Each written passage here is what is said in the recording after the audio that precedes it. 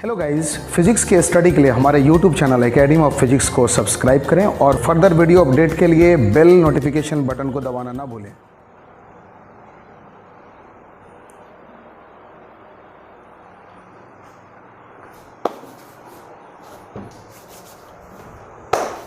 Hello guys, क्या हाल है, कैसे हैं सब लोग? उम्मीद कर रहे हैं सब बढ़िया होंगे। हाँ जी, और लॉकडाउन भी अच्छा जा रहा होगा। मेरा तो मन ही नहीं लगता है यार तुम लोगों के बगैर, बड़ा प्रॉब्लम है। क्या करें कमबख्त इस लॉकडाउन में, और घर पे खाया जा रहा है बस, और तो कुछ है नहीं। दुआ करो ये महामारी जल्दी ख़त्म हो और हम लोग जल्दी मिलें। तब तक घर पे जो भी वीडियोस आप देखो ना, उससे रिलेटेड न्यूमेरिकल बनाओ, क्लियर। और ज़्यादा परेशान होने की ज़रूरत नहीं है, जो होगा सब अच्छा होगा। पिछले कमेंट बॉक्स में बच्चे लोग बोल रहे थे कि सर आप मोटे होते जा रहे हैं, तो खाना भी जम के खा रहे हैं तो इसलिए मोटे हो रहे हैं। बात बाकी तो तुम्हारे सामने है। खैर छोड़ो, हटाओ, चलो हम लोग लेट्स सी। उम्मीद है सब लोग बड़े होंगे, आप लोग अच्छे रहें, स्वस्थ रहें और इस कोरोना के चपेट से बचें, यही कामना है। सोशल डिस्टेंसिंग तो हो नहीं रही है इंडिया में, वैसे अपने तो यहाँ तो होती ही नहीं है, तो बड़ा दिक्कत है। चलो ठीक है यार, अब क्या बोला जाए। लेट्स सी, लास्ट वीडियो हम लोगों ने क्या देखा था कि व्हाट इज़ इलेक्ट्रिक डाइपोल, किसको बोलते हैं डाइपोल। याद होगा आप लोगों को, मैंने बताया था, नहीं होगा तो उस वीडियो को देखना आप। और मैंने कहा था कि अगला जो वीडियो होगा वो होगा इलेक्ट्रिक डाइपोल को जब हम यूनिफॉर्म इलेक्ट्रिक फील्ड में रखेंगे तो क्या क्या घटनाएं हो सकती हैं। उसके बाद जब नॉन यूनिफॉर्म इलेक्ट्रिक फील्ड में रखेंगे तो क्या क्या हो सकता है। फिर देखेंगे इलेक्ट्रिक डाइपोल की वजह से electric field, electric potential, polar coordinate point पे कैसे निकाला जाए, वगैरह वगैरह पूरी कहानी पे बात होगी। फिर कैपेसिटर है, इस तरह से भी इलेक्ट्रोस्टेट की दुनिया आगे है। वैसे एक मैंने एक आइडिया सोचा है कि साथ साथ एक करंट इलेक्ट्रिसिटी का भी एक वीडियोस अपलोड करना शुरू करता हूँ, है ना। ठीक है। अच्छा, जब पिछला वीडियोस आपने देखा होगा तो आपने देखा होगा कि मैंने इलेक्ट्रिक फील्ड के क्लास लिए, मैंने बताया वहाँ पर यूनिफॉर्म इलेक्ट्रिक फील्ड क्या होता है, नॉन यूनिफॉर्म इलेक्ट्रिक फील्ड क्या होता है, सारी बातें एक बार रिवाइज करना। अब देखो, जैसे देखो मैंने वहाँ बताया था, सेम चीज़ को मैंने यहाँ पे उतारा है। ये देखो, हर दो लाइन के बीच में इक्वी डिस्टेंस है, सेपरेशन इक्वल है। मान लो ये इलेक्ट्रिक फील्ड, आपको बताया मैंने, electric field is a vector physical quantity. तो इक्वी डिस्टेंस है, हर दो लाइन के बीच का सेपरेशन क्या हमारा सेम है। अगर हर दो लाइन के बीच का अगर सेपरेशन अगर हमारा सेम है तो इसी को हम लोग कहते हैं यूनिफॉर्म इलेक्ट्रिक फील्ड। और अगर हर दो लाइन के बीच कहीं सेपरेशन ज्यादा हो, कहीं सेपरेशन कम हो, तो उसको कहा जाएगा non uniform electric field. Uniform electric field कहने का मतलब है कि हर जगह पर इलेक्ट्रिक फील्ड का मान क्या होना चाहिए, हर एक पॉइंट पर क्या होना चाहिए, थ्रू आउट द रीजन, पूरे के पूरे रीजन में इलेक्ट्रिक फील्ड का मान सेम होगा, बराबर होगा, इक्वल होगा, तब उसको हम लोग क्या बोलेंगे, यूनिफॉर्म इलेक्ट्रिक फील्ड बोलेंगे। अच्छा भैया, एक चीज मैंने और पढ़ाया था उस वीडियोस में, मैंने बताया था कि अगर चार्ज पॉजिटिव हो, देखो यहां पे सीखो सब लोग, बहुत इंटरेस्टिंग क्लास है। अगर चार्ज पॉजिटिव हो, मान लो Q, है ना, और तब अगर इसको आप यूनिफॉर्म इलेक्ट्रिक फील्ड में रखते हो तो जिस डायरेक्शन में, देखो इलेक्ट्रिक फील्ड इस डायरेक्शन में है ना, तो इधर फोर्स लगेगा इस पर कितना भैया, QE। बस मान लो इस फोर्स को आप मान लो F1, ये बराबर क्या हो गया, QE। और अगर ऐसा हो जाए कि चार्ज अगर निगेटिव हो, मैंने पढ़ाया इस चीज को, अगर चार्ज निगेटिव हो, अगर आप इसको यूनिफॉर्म इलेक्ट्रिक फील्ड में रखेंगे तो क्या होगा, अपोजिट डायरेक्शन में, किसके अपोजिट डायरेक्शन है, इलेक्ट्रिक फील्ड के अपोजिट डायरेक्शन में इस पर फोर्स लगेगा QE। तो अगर चार्ज पॉजिटिव है तो इलेक्ट्रिक फील्ड के डायरेक्शन में फोर्स लगेगा, और अगर चार्ज निगेटिव है तो इलेक्ट्रिक फील्ड के अपोजिट डायरेक्शन में फोर्स लगेगा, है ना। अब चार्ज को भूल जाओ और think on electric dipole. Electric dipole क्या था भैया, ये तो था आपका इलेक्ट्रिक डाइपोल, यही था ना।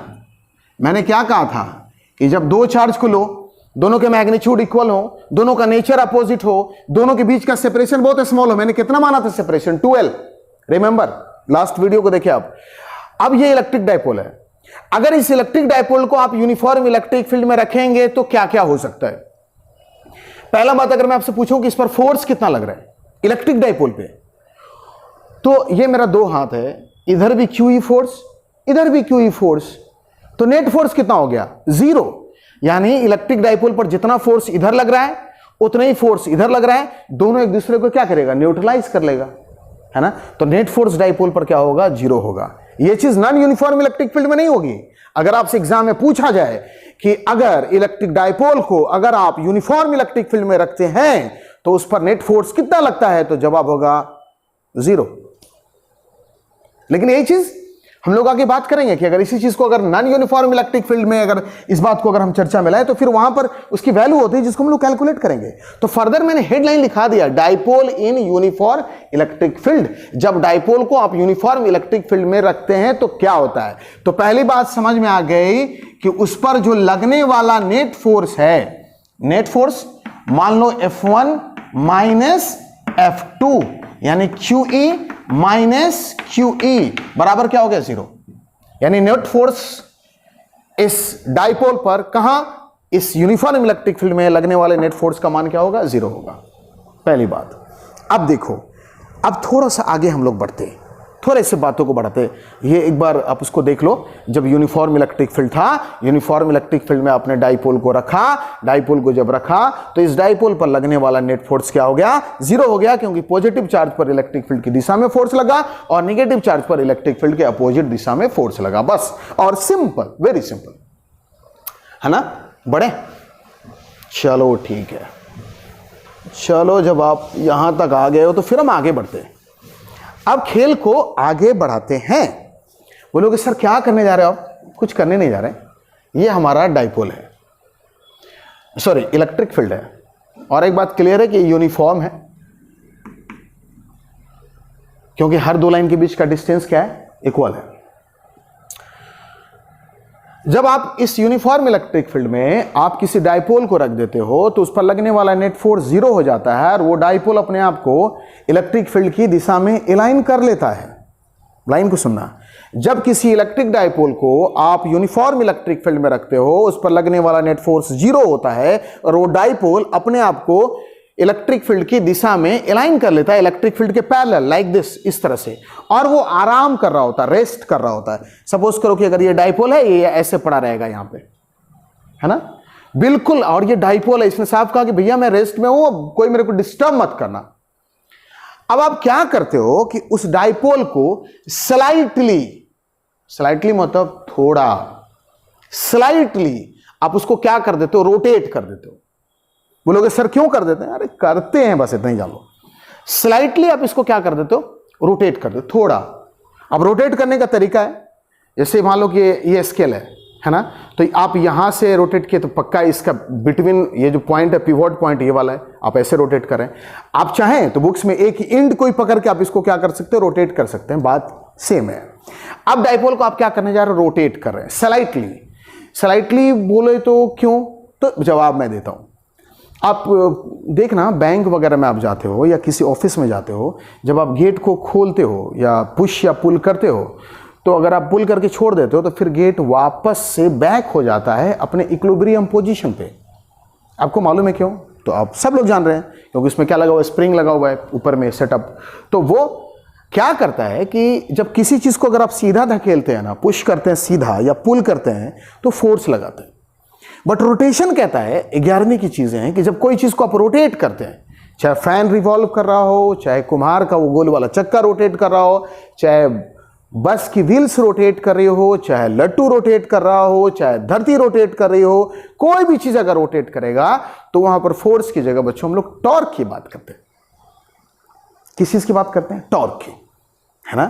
तो होता क्या है कि जब आप उस बैंक का जो गेट था आपने उसको खोला, या किसी ऑफिस का या एटीएम का खोल के आप छोड़े, तो स्प्रिंग, आप जब उसको खोल रहे हो तो आप उसे फोर्स नहीं लगा रहे, you are applying a torque.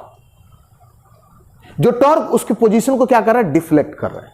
आप एक एक्सटर्नल टॉर्क लगा के उसको क्या कर रहे हो, उसको आप रोटेट करा रहे हो। और जब कोई भी चीज रोटेट करती है तो किसी एक्सिस के अबाउट, जैसे लट्टू रोटेट करता है तो उसका जो कांटी होता है पिन पॉइंट, उसके अबाउट रोटेट करता है। धरती अपने धुरी के अबाउट रोटेट करती है। फैन अपने एक्सियल पॉइंट के अबाउट रोटेट करता है। कोई भी चीज जो रोटेट करेगी वो अपने, जैसे मैं रोटेट किया टुई, तो मेरा पांव जो है मेरा एक्सिस है, रोटेट कर सकता हूं, कोई बड़ी बात नहीं है मेरे लिए, सॉरी मेरे लिए बड़ी बात है, हैवी आदमी। तो हम बात कर रहे थे, जो कोई भी चीज जो रोटेट करती है वो तभी रोटेट करेगी जब आप उस पर टॉर्क लगाएं। और इनर्शिया, जड़त्व कहता है, इनर्शियल कैरेक्टर बॉडी का कहता है कि अगर बॉडी रेस्ट में है तो रेस्ट में रहना चाहिए, और अगर मोशन में है तो मोशन में रहना चाहिए। तो क्या है एग्जैक्टली कि आप जब गेट खोले, स्प्रिंग ने उस पर क्या कर दिया, एक रीस्टोरिंग टॉर्क लगाया। रीस्टोरिंग, री का मतलब दोबारा, स्टोर का मतलब उसी अवस्था को प्राप्त करना जैसे पहले कंडीशन में वो बॉडी थी। खैर, अब हम गेट से आके यहां पे आते हैं। हम सडनली क्या करते, ये हमारा डाइपोल है ना, पक्का बीचों बीच पॉइंट लेते हैं हम, इस पॉइंट को हम ओ मान लेते हैं, और इसको हम थोड़ा सा क्या करते हैं, स्लाइटली रोटेट करते हैं। स्लाइटली वो लोग, एक सर जी अगर बहुत ज्यादा रोटेट होगा तो क्या होगा, तो इसको अभी समझा देता हूं। एक स्प्रिंग है, अगर आप उसको स्लाइटली अगर खींचते हो और छोड़ते हो तो स्प्रिंग बैक आता है, और बैक जो आता है तो पहले आगे पीछे इस तरह से एसएचएम करता है, थर थर करता है, और फिर धीरे धीरे धीरे धीरे इक्विलिब्रियम में आता है। अब स्प्रिंग को आप इतना मत खींच दो कि वो स्प्रिंग से तार हो जाए, तो फिर ये फिनोमेना को आप ऑब्जर्व नहीं कर पाओगे। तो एक्चुअली हम टॉर्क कैलकुलेट करने जा रहे हैं कि जब किसी डाइपोल को उसके इक्विलिब्रियम पोजीशन से अगर रोटेट कर दिया जाए तो उस पर इलेक्ट्रिक फील्ड कितना रीस्टोरिंग टॉर्क लगाएगा। रीस्टोरिंग टॉर्क को ऑब्जर्व करने के लिए यह जरूरी है, यह नेसेसरी है कि डाइपोल को स्लाइटली रोटेट किया जाए। बस अगर आप बहुत ज्यादा एक बार पूरा घुमा दोगे तो पूरा घूम तुम जाएगा, टॉर्क का झमेला ही खत्म हो जाएगा। एसएचएम तो एसएचएम जो भी आगे कैलकुलेट करना सब बेकार। इसीलिए हम लोग इसको क्या करते हैं, स्लाइटली रोटेट करते हैं, स्लाइटली। अब जब रोटेट किए तो रोटेट किए होगे तो तुम इसको इधर टॉर्क लगा रहे होगे पक्का 20 से। जैसे ही रोटेट हुआ तो इलेक्ट्रिक फील्ड बोला, अबे तू कहां जा रहा है, मैंने तो तुझ पे नेट फोर्स 0 लगाया था, तू इक्विलिब्रियम में रहता, तू रोटेट कैसे कर दिया? तो बोला मालिक मैं रोटेट किया नहीं, रोटेट कराया गया हूं।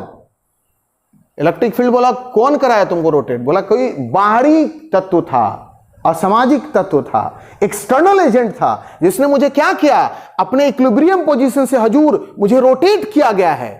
इलेक्ट्रिक फील्ड बोला ठीक है मैं हूं, कोई दिक्कत नहीं है। बोला ठीक है, अगर उसने तुम्हें रोटेट किया है, उसने तुम पर एक्सटर्नल टॉर्क लगा दिया है, मैं तुम पर रीस्टोरिंग टॉर्क लगाऊंगा और मैं कोशिश करूंगा कि फिर से तुमको तुम्हारे इक्विलिब्रियम पोजीशन पर पहुंचा दिया जाए।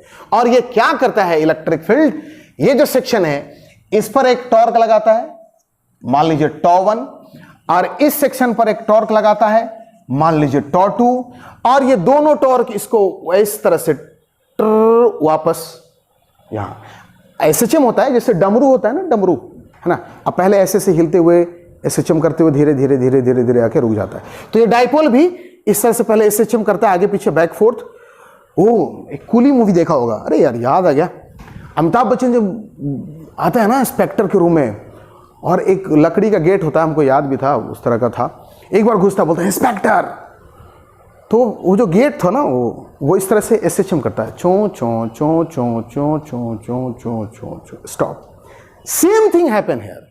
जब आप इस पर रीस्टोरिंग टॉर्क लगता है, जब आप इसको मोड़ते हैं एक्सटर्नल टॉर्क, जब ये इलेक्ट्रिक फील्ड रीस्टोरिंग टॉर्क लगाता है तो इस तरह से back fourth back fourth back fourth आगे पीछे करते करते करते करते फिर ये वापस इक्विलिब्रियम पोजीशन में आ जाता है।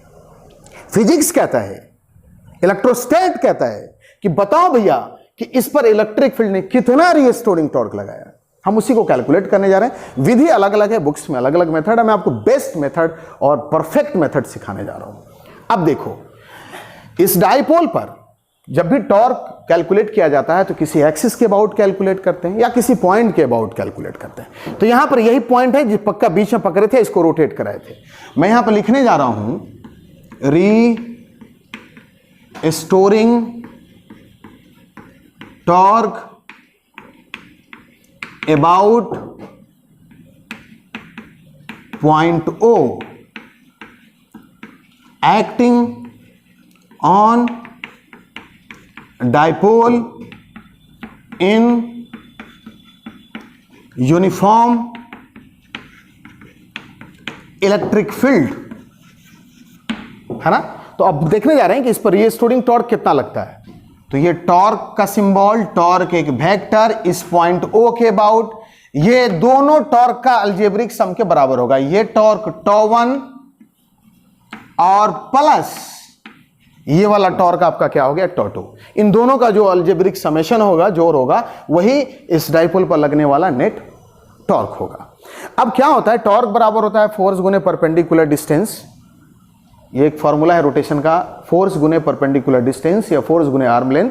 आप इसको ऐसे लिखे, टॉ1 है तो हम इसको ले लेते हैं जैसे r गुना f, ये परपेंडिकुलर डिस्टेंस है और ये फोर्स है। अब टॉ1 के लिए हम इसको r1 f1 मान लेते हैं और टॉ2 के लिए हम r2 f2 मान लेते हैं। ऑब्जर्व करो आप लोग, यहां पर गौर से देखना, ये टॉ1 है जिसको हमने r1 f1 r1 cross f1 माना है, और टॉ2 है जिसको हमने r2 क्रॉस f2 मान लिया है ना। अब बोलोगे सर जी ये क्या है, ना r1 मालूम, ना f1 मालूम, ना r2 मालूम, ना f2 मालूम, तो मैं बताता हूं क्या है। जरा गौर से देखो और सीखना, समझना। इस दो चार्ज के बीच की दूरी मैंने कितनी मानी थी, 2l। अगर ये पक्का बीचों बीच है तो ये भी l हो गया भैया और ये भी l हो गया। बात समझ में आई? ठीक है। अब देखो गौर से देखना, ये मान लो y एक्सिस है ना, और ये मान लो x एक्सिस है। दिख गया भैया? आप कंपोनेंट टर्म को सोचो, ये l है, वेक्टर है, मैंने पहले कहा सेपरेशन को आपने वेक्टर माना था। ये l है और अगर ये थीटा है तो इसका x कंपोनेंट क्या होगा, l cos थीटा, और इसका y कंपोनेंट क्या होगा, l sin थीटा। कोई दिक्कत है? अब ये x कंपोनेंट, ये y कंपोनेंट, अगर आप पोजीशन वेक्टर के फॉर्म में अगर मान लो, यही आपका जो होगा r1 है। कौन? ये दूरी, ये दिस इज, ये r1 है आपका, ये है ना। इसको पोजीशन वेक्टर भी कह सकते हो आप, r1 मान लीजिए, दूरी आपका l है ना। इसको कंपोनेंट फॉर्म में आप कैसे लिखेंगे, ये देखिए, r1 बराबर triangle law of vector addition की बात करें आप, अगर आपको याद हो कि जब सपोज करें कि ये एक वेक्टर है, ये दूसरा वेक्टर है, तो जो तीसरा वेक्टर है इन दोनों का क्या देता है, जोड़ देता है। तो यहां पर ये एक वेक्टर l cos थीटा है, ये जो l sin थीटा है ये दूसरा वेक्टर है। देखिएगा ये l cos थीटा और ये जो हो गया l sin थीटा, तो थर्ड साइड जो है इस ट्राइंगल का इन दोनों का क्या देगा, सम देगा। गौर से सुनना, हमने कुछ नहीं किया, ये l था, ये थीटा था, तो ये कंपोनेंट कितना हो गया, l cos थीटा, और ये y एक्सिस कितना हो गया, l sin थीटा। ये हमारा क्या है, r1 है, जिसको हम पोजीशन वेक्टर माने हैं। तो r1 कैसे निकलेगा, तो ये x कंपोनेंट कितना है, l cos थीटा। देखिएगा यही l cos थीटा है, और ये जो है आपका l sin थीटा है, ये आपका r1 है। सिंपल। तो ट्राइंगल ऑफ वेक्टर एडिशन कहता है किसी वेक्टर का हेड जब किसी दूसरे वेक्टर के टेल से जुड़ा हो और इस तरह से जुड़ा हो कि किसी त्रिभुज की दो भुजा का निर्माण करे, तो तीसरा साइड इन दोनों का क्या देगा, सम देगा, जोड़ देगा। तो जोड़ कैसे निकालोगे आप, r1 बराबर l cos theta, x axis है तो I लगा दिए, और y एक्सिस है तो l sin theta, y axis है तो क्या लगा दिए, j लगा दिए। सिंपल, सिंपल से कैलकुलेशन ये। तो ये यहां से r1 निकल गया। उसी तरीके से क्या करना है, इसको r2 मान लो, ये लेंथ को, ये r2 हो गया। और अगर ज्यामिति कहती है कि अगर ये थीटा है तो ये भी एंगल आपका क्या हो गया, थीटा हो गया। अब देखो अगर ये l और अगर ये थीटा चलते हैं, फिर ये हमारा क्या होगा, l cos थीटा, और अगर ये l ये थीटा तो इसका y कंपोनेंट कितना हो जाएगा, l sin थीटा। देखिएगा इस पोजीशन वेक्टर का ये x कंपोनेंट है और ये कौन सा कंपोनेंट है, y। तो अगर आप इसको r2 माने हैं तो r2 बराबर आपका होगा, गौर से देखना, l cos theta, x axis है लेकिन ये निगेटिव है, तो यहां पर क्या लगा दिए, I, और आगे हम क्या लिख देते हैं, माइनस। क्यों ऐसे किए, क्योंकि निगेटिव x एक्सिस है, y भी निगेटिव है, तो यहां माइनस l sin थीटा, और साथ में क्या हो गया, j। ये बात समझ में आई? तो पहले हम लोगों ने r1 r2 कैलकुलेट कर लिया। अब एक बात तो क्लियर है, हम इसको f1 मान लेते हैं, इस पर इलेक्ट्रिक फील्ड फोर्स लगा रहा है, और आप जानते हैं F1 QE फोर्स लगता है, और इस पर जो फोर्स लग रहा है इसको हम क्या मान लेते हैं, F2 मान लेते हैं। और आप जानते हैं नेगेटिव चार्ज पर इलेक्ट्रिक फील्ड के अपोजिट दिशा में फोर्स लगता है, अभी मैंने बताया। तो F1 बराबर क्या हो गया, QE। देखिएगा इस तरफ, इस दिशा में ये हमारा QE पॉजिटिव, है ना। एक्स एक्सिस है तो क्या लगाएंगे, यहां पे आई ले लो, और F2 बराबर निगेटिव एक्स एक्सिस में है तो F2 QE होगा, क्योंकि दोनों चार्ज सेम है, QQ है हमारा, है ना, बस निगेटिव है तो आगे क्या लग जाएगा हमारा, माइनस लगा देते हैं। तो R1 निकल गया, R2 निकल गया, F1 निकल गया, F2 निकल गया। क्या निकालने जा रहे हैं, ये डाइपोल पहले इक्विलिब्रियम पोजीशन पे था, हमने इसको स्लाइटली रोटेट किया तो इस इलेक्ट्रिक फील्ड ने इस पर एक रीस्टोरिंग टॉर्क लगाया, इस पॉइंट O के अबाउट, पक्का बीचों बीच। उस रीस्टोरिंग टॉर्क का मान, इस पर लगने वाले टॉर्क τ1 कौन लगा रहा है, इलेक्ट्रिक फील्ड, और इस सेक्शन पर लगने वाले टॉर्क τ2 वो भी कौन लगा रहा है, इलेक्ट्रिक फील्ड। इन दोनों के सम के बराबर। τ1 मतलब कितना, τ बराबर होता है टॉर्क बराबर R क्रॉस F, यानी फोर्स गुने परपेंडिकुलर डिस्टेंस। तो R1 क्रॉस F1 और प्लस R2 क्रॉस F2, है ना। तो R1 कितना हो गया, तो R1 ये है, ये L था, मैंने बोला था टोटल डिस्टेंस 2L था, मैंने डाइपोल में माना था, तो ये आधा है तो L, अगर ये L ये थीटा तो ये L cos थीटा और ये L sin थीटा, ये भी L है, इधर L cos थीटा इधर L sin थीटा। ये पोजीशन वेक्टर R1 है, R1 बराबर L cos थीटा I और plus L sin theta J। R2 बराबर ये दोनों निगेटिव है, minus L cos theta I minus L sin theta J, है ना। फोर्स F1 क्या हो गया आपका QEI और F2 आपका क्या हो गया, माइनस QEI। अब ये सब निकल गया तो बस हम उसमें क्या करेंगे, पुट करेंगे और कुछ भी नहीं करेंगे। तो पुट करते हैं, चलो देखते हैं, थोड़ा सा यहां से लिख रहे हैं, नहीं, टॉर्क R1 की जगह पुट करते, कितना आ रहा है, L cos theta I plus L sin theta J। Cross product होगा, F1 की जगह बात करो, कितना है, QEI, ठीक है, QEI हो गया। अब प्लस R2 की जगह पुट करो, minus L cos theta I minus L sin theta J, ठीक है, जरा गौर से देखिएगा। और F2 कितना है, माइनस QEI। तो R1 का मान पुट किए, F1 का मान पुट किए, R2 का मान पुट किए, क्रॉस F2 का मान पुट किए। अब क्रॉस प्रोडक्ट में तो आप जानते हैं सेम वेक्टर का, यूनिट वेक्टर का क्रॉस प्रोडक्ट 0 होता है वेक्टर का। और ये एक तो साइकिल रूल आप लोगों ने पढ़ा होगा, रिमेंबर करो 11वीं में, ये I होता था, ये J होता था और ये K होता था। और अगर इस तरह से एंटी क्लॉकवाइज चलेंगे तो दो वेक्टर का क्रॉस प्रोडक्ट पॉजिटिव रहेगा, जैसे I क्रॉस J तो K। लेकिन अगर उल्टा चले, J क्रॉस I, तो फिर ये क्या हो जाएगा हमारा, माइनस K हो जाएगा। I क्रॉस J K और J cross I minus K। और सेम जैसे I cross I 0, J cross J 0, K cross K 0। चलो तो मल्टीप्लाई सीखते हैं, उम्मीद है देख पा रहे होंगे आप। देखो I को L cos थीटा I को QEI से गुना करो, I cross I 0, simple, same का क्रॉस प्रोडक्ट 0। अब J क्रॉस I इस वाले से गुना करो, देखो J क्रॉस I जब किए थे तो क्या था, माइनस K था। उल्टा अगर I क्रॉस J करते तो प्लस, J क्रॉस I क्या, माइनस K। तो देखो J cross I minus K, तो पुट करते यहां पर QE L साइन थीटा और साथ में क्या हो गया भैया, माइनस K। जरा गौर से देखना, एकदम ऑब्जर्व करो। अब हम लोग सेकेंड स्टेप्स को मल्टीप्लाई करेंगे और हम लोग देखेंगे कि सेकेंड स्टेप के क्या सिचुएशन है, सेकेंड स्टेप पर कैसे गुना करना है। तो सेम चीज है, वो जो आप जो देख पा रहे हैं सेम थिंग। फिर इसको I क्रॉस I करेंगे तो ये हमारा क्या होगा, 0 देखिएगा। और फिर माइनस माइनस क्या हो गया हमारा, प्लस। अब देखो J क्रॉस I फिर से माइनस K, तो यहां पर क्या होगा, QE L साइन थीटा और माइनस K। अब यहां पर देखने में शायद दिक्कत हो, अब मैं इसको ऊपर लिखूंगा। तो इन दोनों का गुना हो गया, फिर इन दोनों का गुना हो गया। ये जो टर्म है अब इसको मैं यहां पे ला रहा हूं, क्योंकि आप इस चीज को देख चुके हैं, इसलिए मैं ये वाले सेक्शन को मिटाता हूं, इसको मिटा दे रहा हूं। ये भी हो गया हमारा, इसको भी मैं यहां से डिलीट करता हूं, ठीक है। अब चलो टॉर्क का मान देख लेते हैं, बहुत ज्यादा इंपॉर्टेंट। डेरिवेशंस आता ही है, चाहे सीबीएसई वाले हो या बिहार बोर्ड वाले हो या आईसीएसई वाले हो, आप फिक्स कर लो कम से कम एक लॉन्ग टाइप क्वेश्चन डेरिवेटिव आता है या यहां से न्यूमेरिकल आने हैं, तो गेट रेडी फॉर दैट। बहुत इजी है, कोई प्रॉब्लम हो मुझे कमेंट बॉक्स में जरूर बताइएगा। अब यहां पर हो गया आपका QE L sine theta minus के, और ये सब तो जीरो है। यहां भी आपका हो गया Q E L sine theta minus के, है ना।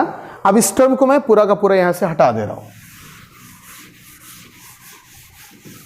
चलो देखते हैं, अब दोनों सेम है तो यहां पर क्या हो गया 2QE L sine theta minus के, है ना। अब जरा गौर से देखो, क्या इसको आप ऐसे लिख सकते हो Q और ये 2 और ये L, देखना ये वाला 2 और ये वाला L, इसको ऐसे ब्रैकेट में ले लेते हैं, और यहां पर क्या हो गया ये E हो गया, और ये क्या हो गया साइन थीटा हो गया, और ये क्या हो गया हमारा माइनस के हो गया। देखिएगा तो ये Q हो गया, ये 2L हो गया, और यहां पर ये E है, ये साइन थीटा, और ये क्या हमारा माइनस के, ठीक है। अब Q क्रॉस 2L मैंने पढ़ा है डाइपोल मोमेंट, यानी Q क्रॉस 2L की जगह हम क्या लिख सकते हैं PE, ये हमारा क्या हो गया E, और ये हमारा क्या हो गया साइन थीटा, और ये हमारा क्या हो गया माइनस के। तो ये हमारा क्या निकल गया बच्चों, इस डाइपोल पर लगने वाला रीस्टोरिंग टॉर्क कौन लगा रहा है, इलेक्ट्रिक फील्ड लगा रहा है। किस पर लगा रहा है, डाइपोल पर। कब लगा रहा है, जब डाइपोल को आप स्लाइटली उसके इक्विलिब्रियम पोजीशन से आपने क्या कर दिया था, रोटेट कर दिया था। तब आप इसको दूसरे फॉर्म में भी लिख सकते हैं, cross product of two vector याद करो, A क्रॉस B बराबर होता था A B साइन थीटा और n कैप, A की जगह P, B की जगह E, साइन थीटा और यूनिट वेक्टर क्या आपका माइनस के। यानी इस पूरे की जगह जैसे A B sine theta n cap की जगह आप A क्रॉस B लिखते थे, यहां पे इसको ऐसे लिख सकते हैं आप PE और क्रॉस E। तो ये क्या निकल गया आपका रीस्टोरिंग टॉर्क। डेरिवेशन पूछता है, न्यूमेरिकल भी आते हैं। अगर आप इसको मैग्नीट्यूड में अगर बात करेंगे, इन मैग्नीट्यूड, तो आपका वैल्यू आएगा PE E और साथ में आपका क्या हो गया साइन थीटा। एनसीईआरटी में क्वेश्चन दिया हुआ है, एक PE दिया है, E दिया है, थीटा बराबर 30 डिग्री दिया है, बोला बताइए कि नेट टॉर्क कितना लगेगा, बस पुट करना और आंसर आ जाएगा आपका। तो ये क्या था, जब किसी भी डायपोल को आप यूनिफॉर्म इलेक्ट्रिक फील्ड में रखते हैं तो उस पर लगने वाला नेट फोर्स जीरो होता है, लेकिन अगर आप उसको उसके इक्विलिब्रियम पोजीशन से अगर स्लाइटली अगर आप रोटेट कर दें, तब फिर इलेक्ट्रिक फील्ड उस पर क्या लगाता है, रीस्टोरिंग टॉर्क लगाता है। इस टॉर्क का वैल्यू इतना है। अब हम इससे पहले कि और चीजों को देखें, अगले वीडियो में देखेंगे कि इलेक्ट्रिक फील्ड यूनिफॉर्म की जगह नॉन यूनिफॉर्म लेंगे, तब वहां पे फोर्स और टॉर्क दोनों कैलकुलेट करेंगे। फिर अगला वीडियो में हम लोग देखेंगे कि जब इसको स्लाइटली रोटेट किए तो डायरेक्ट नहीं आया, मैंने पहले कहा कि ये SHM करता हुआ आया, और 11वीं में आपने पढ़ा है कि जब कोई भी चीज़ SHM करती है तो निश्चित रूप से उसका अपना टाइम पीरियड होता है, तो हम लोग टाइम पीरियड भी कैलकुलेट करेंगे, है ना। अगर फर्दर और अगर मूव करें इसको रोटेट करने का तो कितना वर्क डन लगेगा, और वर्क डन मतलब पोटेंशियल एनर्जी क्या होगी, उसको कैलकुलेट करेंगे। बहुत ही इंपॉर्टेंट लेक्चर जा रहे हैं। आपको मेरा वीडियोस कैसा लग रहा है, अपने दोस्तों में शेयर करें। ये लॉकडाउन का समय है, बहुत ज़रूरी है, और अभी लगातार ये वीडियोस जारी रहेंगे पूरा का पूरा। अब बेफिक्र हो जाइए, अब आपकी फिजिक्स के लिए हम टेंशन फ्री हो जाओ, मतलब सारे के सारे वीडियोस अब लगातार अपलोड हो रहे हैं, ठीक है। अपने एकेडमी ऑफ फिजिक्स को प्यार देने के लिए बहुत बहुत शुक्रिया। जितने दोस्तों हैं हर व्हाट्सएप ग्रुप में दें, अपने फेसबुक पर शेयर करें इस लिंक को, दोस्तों को कहें कि लाइक सब्सक्राइब करें। जिन लोगों ने नोटिफिकेशन बेल बटन नहीं दबाया है वो उसको जल्दी दबाएं, और खूब सारा प्यार दें। जो भी दिक्कत हो मुझे मैसेज करें। इस लेक्चर को अच्छे से देख लीजिए लास्ट लाइन को, तब तक अपने यारी खान को विदा दीजिए। Thank you so much, have a nice day, take care.